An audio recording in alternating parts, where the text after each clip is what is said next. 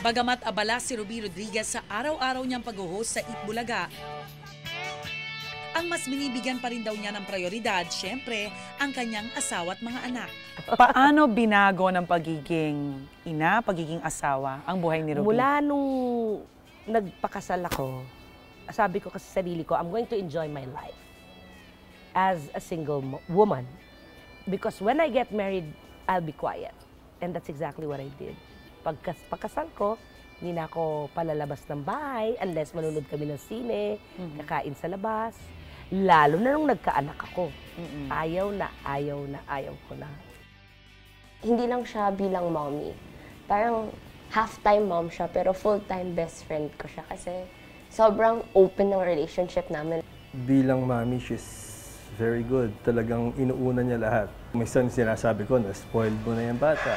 Pero very generous sa mga bata. Mapagbigay siya. Provider siya sa mga kailangan ng mga bata. Ang kwento ng tunay na buhay ni Ruby, hindi lang pala puro pagpapatawa at pagpapasaya. Katunayan, ang isang mabigat na pagsubok na pinagdadaanan niya araw-araw ay ang pagkakaroon ng anak na may Attention Deficit Hyperactivity Disorder o ADHD. My son, AJ, has ADHD. Well, he was diagnosed na dyslexic pala yung anak ko. So yung letra na pagbabalik-baliktad niya. And that's very hard for him in school because how can he understand any subject when he cannot read it? Paano mo inaalalayan si AJ sa kanyang pinagdadaanan? Pag may gusto ko ituro, dinadaan ko sa comedy, nare-retain niya. Dahil sa pagkakaroon ng anak na may ADHD, tila nagbalik raw ang kagustuhan ni Ruby na muling magturo. Gusto kong bumalik sa pagtuturo, pero special ed. Dahil nakita ko ang mga pangangailangan nila, lalo na nung sa mga practicum, yan ang aking talagang plano. Ang problema, dapat daw tinatawanan lang.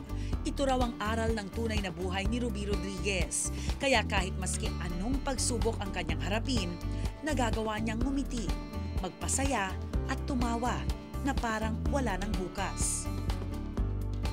Anong aral ng tunay na buhay ni Ruby Rodriguez? Your faith in yourself, your faith to God, because He's always the one who's there for you. No matter what happens, it is not ever too late to be what you want to be.